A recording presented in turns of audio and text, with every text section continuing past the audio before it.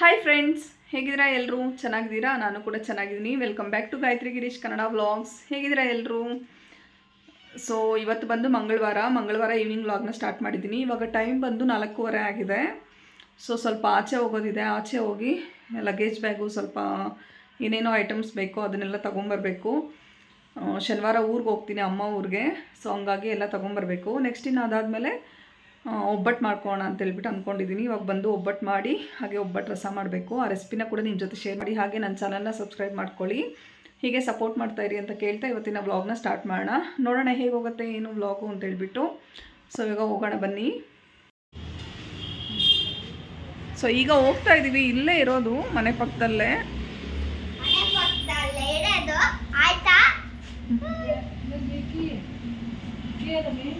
ನೋಡಿ ಗಾಯ್ಸ್, ಇದು ತುಳಸಿ ಗಿಡ ಹೆಂಗಾಗ್ಬಿಟ್ಟಿದೆ ಅಂತ ಪ್ಲೀಸ್ ಇದಕ್ಕೆ ಕಮೆಂಟ್ ಮಾಡಿ. ಏನು ಮಾಡೋದು ತುಳಸಿ ಗಿಡ ಚೆನ್ನಾಗಿ ಬೆಳಿಬೇಕು ಅಂತ ಅಂದರೆ?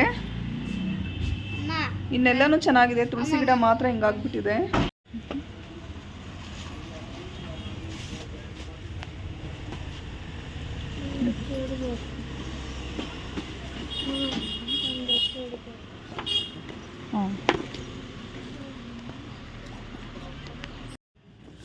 ನೋಡಿ ಗಾಯ್ಸ್, ಈ ಬ್ಯಾಗ್ ತಗೊಂಬಂದೆ. ಚೆನ್ನಾಗಿದೆ ಇದು. ಒಳಗಡೆ ಬಂದು ಈ ಥರ ಇಷ್ಟು ಸ್ಪೇಸ್ ಕೊಟ್ಟಿದ್ದಾರೆ.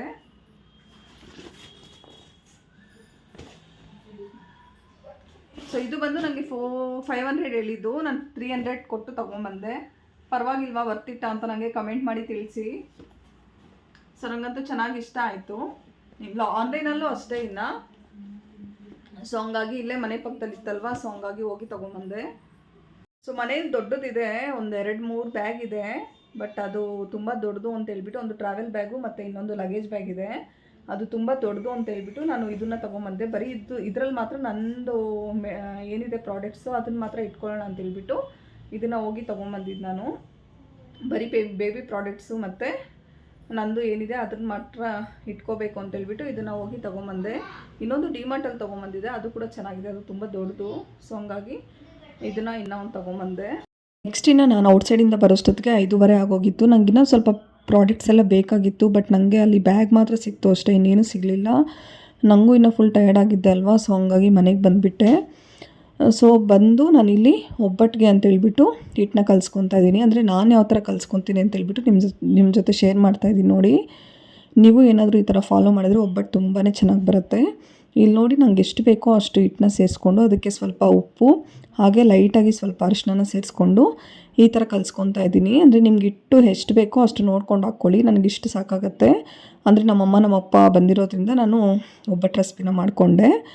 ಸೊ ಇಲ್ಲಿ ಸ್ವಲ್ಪನೇ ಹಾಕ್ಕೊಂಡು ನೀರನ್ನ ಸೇರಿಸ್ಕೊಂಡು ಈ ಥರ ಚೆನ್ನಾಗಿ ಕಲಿಸ್ಕೋಬೇಕು. ಒಂದು ಚೆನ್ನಾಗಿ ನಾದ್ಕೋಬೇಕು ಹಿಟ್ಟನ್ನ. ಚಪಾತಿ ಹಿಟ್ಟಿನ ಅದಕ್ಕೂ ಬರಬಾರ್ದು, ಹಾಗೆ ತುಂಬ ತೆಳುವಾಗೂ ಬರಬಾರ್ದು. ಅಂದ್ರೆ ಮೀಡಿಯಮ್ ಅದಕ್ಕೆ ಬಂದರೆ ಸಾಕಾಗತ್ತೆ. ನೋಡಿ, ನಾನು ಇಲ್ಲಿ ಕಲಿಸ್ಕೊತಾ ಇದ್ದೀನಿ.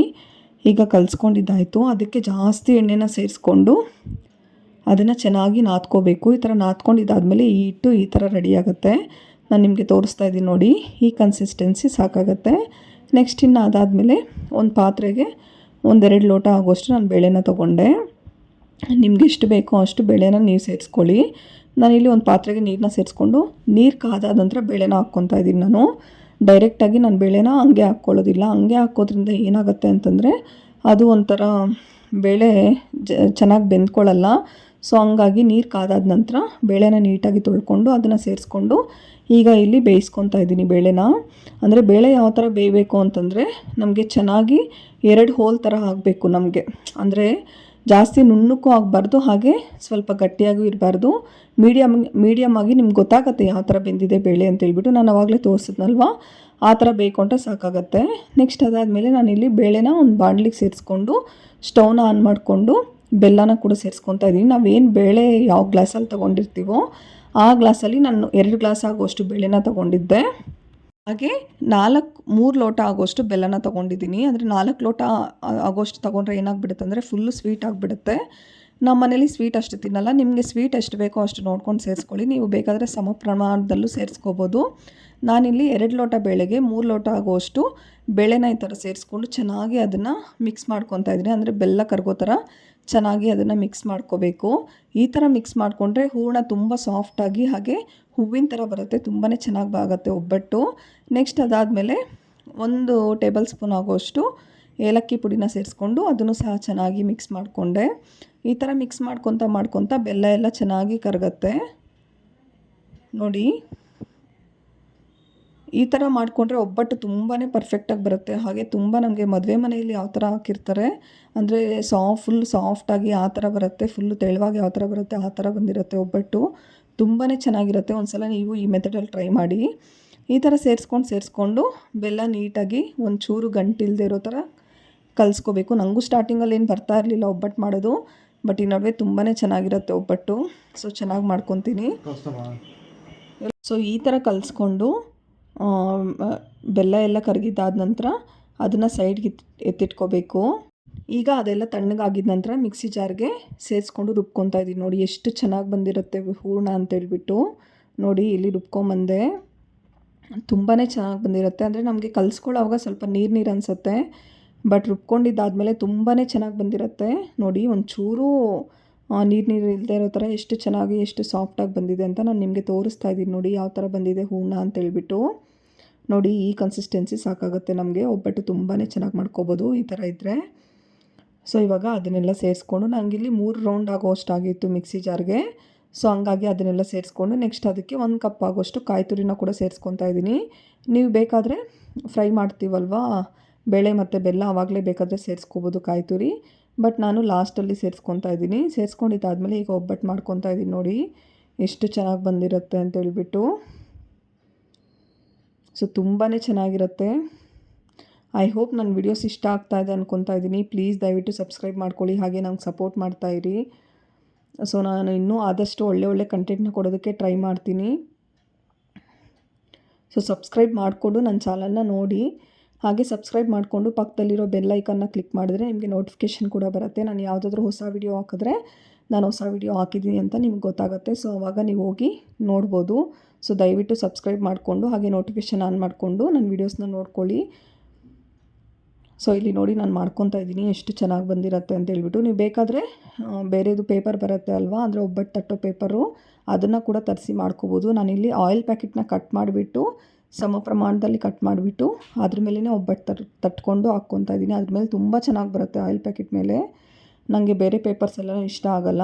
ಸೊ ಹಂಗಾಗಿ ನಾನು ಅದ್ರ ಮೇಲೇ ಹಾಕ್ಕೊಂಡು ಕಟ್ ಮಾಡ್ಕೊಂಡು ಹಾಕ್ಕೊತಾ ಇದ್ದೀನಿ. ನೋಡಿ ಎಷ್ಟು ಚೆನ್ನಾಗಿ ಬರ್ತಾಯಿದೆ ಅಂತೇಳ್ಬಿಟ್ಟು. ನೋಡಿ ಸ್ವಲ್ಪನೂ ಬಿಟ್ಕೊಂಡಿಲ್ಲ ಒಬ್ಬಟ್ಟು. ನೀವು ಬೇಕಾದರೆ ಸಿಹಿ ಕಡಿಮೆನೂ ಮಾಡ್ಕೋಬೋದು, ಹಾಗೆ ಜಾಸ್ತಿನೂ ಮಾಡ್ಕೋಬೋದು.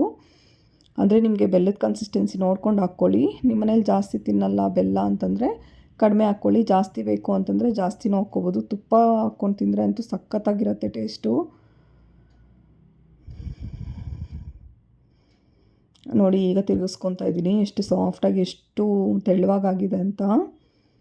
ತುಂಬಾ ಚೆನ್ನಾಗಿರುತ್ತೆ ಈ ಥರ ಮಾಡ್ಕೊಳ್ಳೋದ್ರಿಂದ. ಸೊ ಒಂದ್ಸಲ ನೀವು ಟ್ರೈ ಮಾಡಿ, ಹೇಗೆ ಬಂತು ಅಂತ ನನಗೆ ಕಮೆಂಟ್ ಮಾಡಿ ತಿಳಿಸಿ.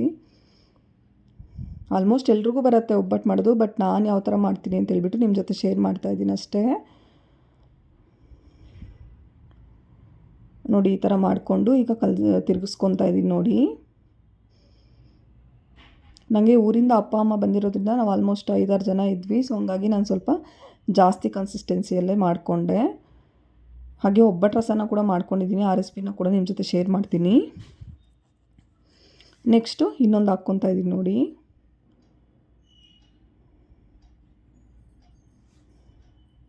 ಹೂರಣನೂ ಅಷ್ಟೇ ನಿಮ್ಗೆ ಎಷ್ಟು ಬೇಕೋ ಅಷ್ಟು ಹಾಕ್ಕೊಳ್ಳಿ. ನಾನಿಲ್ಲಿ ಸ್ವಲ್ಪ ಅಂದರೆ ಒಂದು ಉಂಡೆ ಆಗೋಷ್ಟು ತೊಗೊಂಡು ಅದಕ್ಕೆ ಹಾಕ್ಕೊತಾ ಇದ್ದೀನಿ. ನೋಡಿ ಈ ಥರ ಹಾಕ್ಕೊಂಡು ಅದನ್ನೆಲ್ಲ ಕವರ್ ಮಾಡ್ಕೊಂಬಿಟ್ಟು, ಬೇಕಾದರೆ ಮೇಲಿಂದು ಸ್ವಲ್ಪ ಎಕ್ಸ್ಟ್ರಾ ಇರುತ್ತೆ ಅಲ್ವಾ ಅಂದರೆ ಹಿಟ್ಟು, ಅದನ್ನು ರಿಮೂವ್ ಮಾಡ್ಕೊಂಬಿಟ್ಟು ಇಲ್ಲಿ ನೀಟಾಗಿ ತಟ್ಕೊತಾ ಇದ್ದೀನಿ.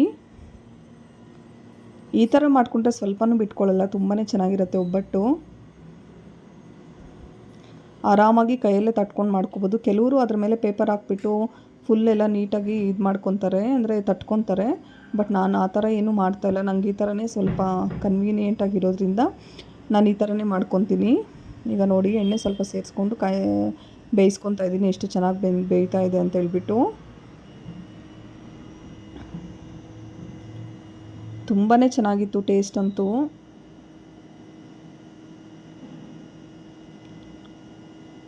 ಸೊ ನೋಡಿ ತಿರುಗಿಸ್ಕೊಂಡೆ. ಈಗ ಒಬ್ಬಟ್ಟು ಕೂಡ ರೆಡಿಯಾಗಿದೆ. ಇನ್ನು ಎಲ್ಲ ಮಾಡಿಕೊಂಡು ತಿನ್ಕೊಳ್ಳೋಷ್ಟೊತ್ತಿಗೆ 9:30 ಆಗೋಗಿತ್ತು. ಸ್ವಲ್ಪ ಲೇಟೇ ಆಗೋಯ್ತು ಇವತ್ತು. ಒಬ್ಬಟ್ಟು ಸ್ವಲ್ಪ ಹಾಗೆ ಸ್ವಲ್ಪ ಹಪ್ಪಳ ಮತ್ತು ರಸಮ್ಮು ತುಪ್ಪ ಈ ಥರದ್ದೆಲ್ಲ ಎತ್ಕೊಂಡು ಇನ್ನು ಊಟ ಮಾಡೋಣ ಅಂತೇಳ್ಬಿಟ್ಟು ಇಲ್ಲಿ ಹಪ್ಳಕ್ಕೆ ಅಂತ ರೆಡಿ ಮಾಡ್ಕೊತಾ ಇದ್ದೀವಿ. ಸೊ ಇಷ್ಟೆಲ್ಲ ಮಾಡ್ಕೊಂಡಿದ್ವಿ. ತುಂಬಾ ಚೆನ್ನಾಗಿತ್ತು ಊಟ ಮಾತ್ರ. ಸೊ ನನ್ನ ಮಗ ನೋಡಿ ಇಲ್ಲಿ ಏನು ಮಾಡ್ತಾ ಇದ್ದಾನೆ ಅಂತ. ಯಾರನ್ನ ಏನು ಮಾತಾಡ್ಕೊತಾ ಇರೋದು?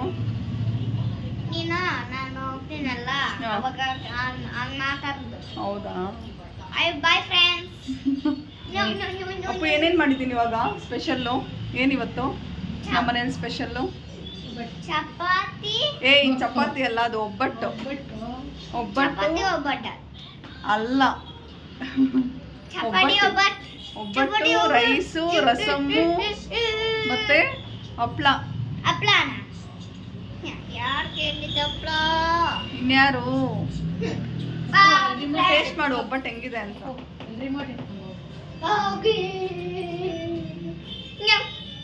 ಸಖತ್ತಾಗಿದೆ. ಸ್ವೀಟ್ ಎಲ್ಲ ಕರೆಕ್ಟಾಗಿದೆ, ಸೂಪರ್ ಆಗಿದೆ. ಒಂದ್ಸಲ ನೀವು ಟ್ರೈ ಮಾಡಿ, ತುಂಬಾ ಚೆನ್ನಾಗಿದೆ.